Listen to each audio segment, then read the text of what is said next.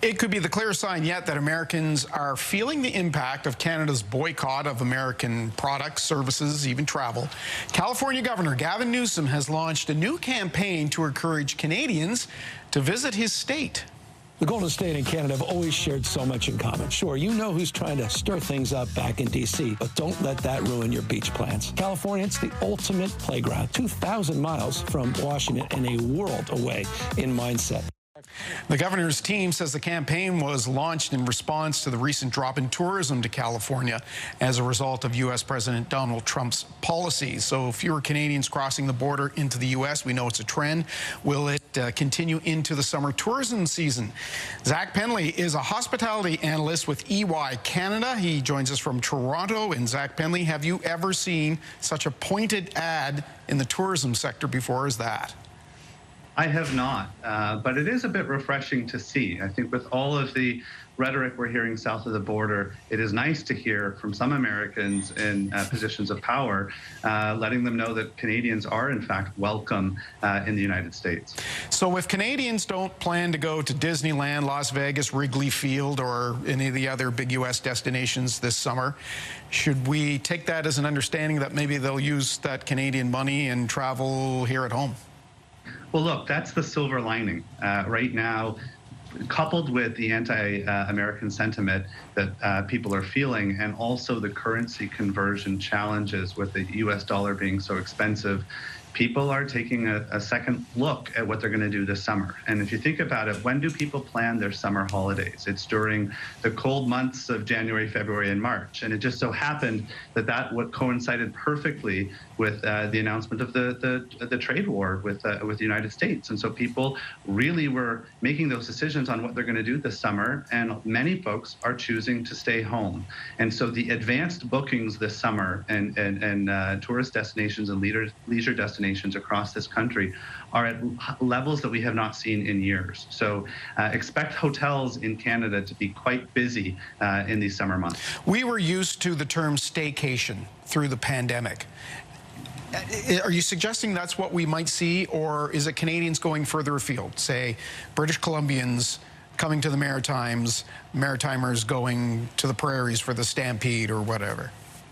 This has feels of 2021. The difference being there are less travel restrictions. In Atlantic Canada, there's no restrictions. It was very difficult during COVID for someone from Ontario or BC to come to Halifax. That's not the case this year. And so I think you'll see a lot more interprovincial travel, which is a great thing for folks who have never had an opportunity to see parts of Canada.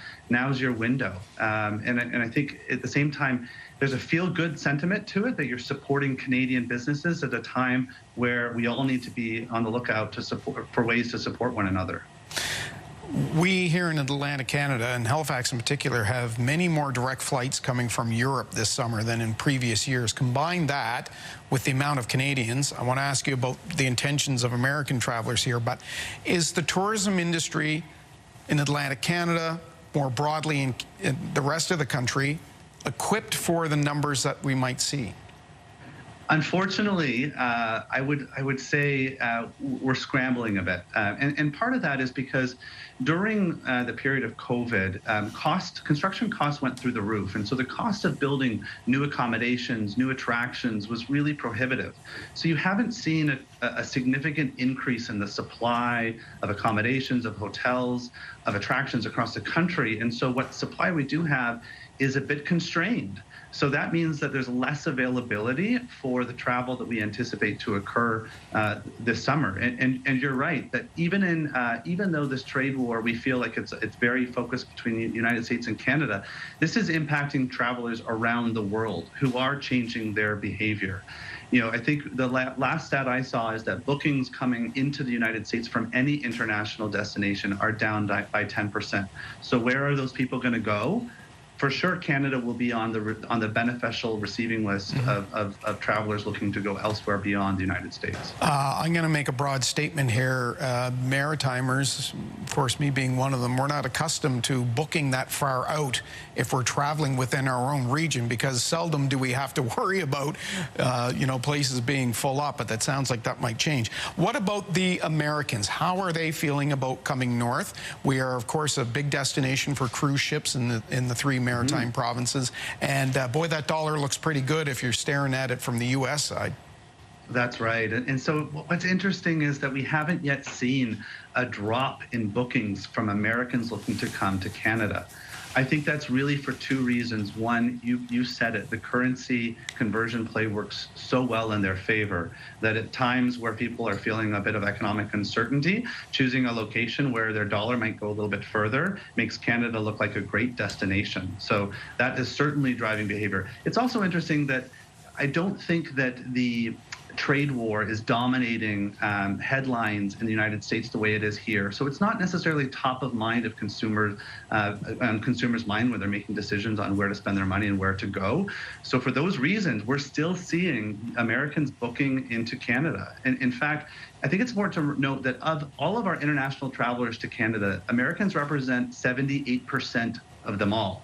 So even if we see, an uptick in travel from Europe, it will pale in comparison to what the United States represents in terms of our international tourism market. So it is a good thing that Americans are still coming here, but what that does mean is if you have not yet booked your summer holiday, I would suggest getting on that as soon as you can. Yeah. And if you're a tourism operator or a tour company, I guess that you really have to have your A game, because this will be an opportunity for people to see you, and it could have a huge impact in the coming years, I guess, depending on the type of vacation you can lay out for them. It's a great way to put it. Here's our chance to showcase what makes Canada so special. And we're going to be welcoming a lot of people from across the country and people from across the world here to Canada this summer. So let's do our job in ensuring that they have a positive, welcoming experience and that they see why Canada is such a wonderful place to live and travel to. I have just a few seconds here, but I want to get this in. You also watch real estate very closely. Every summer, the for sale signs around here pop up like flowers in the summer on the lawns of cottages and properties in the Maritimes. Could this bump, and let's say that it is a bump in tourism, drive summer real estate sales? Absolutely. Canadians own 1 million homes in the United States, and many of those Canadians are looking to sell those homes and come back. And where are they going to put that money? A vacation property, a cottage property. So I would suspect to see an uptick in purchases of second homes across this country. Okay. As well. A lot of real estate signs live in the basement through the winter to come up in the spring. So we'll see what happens.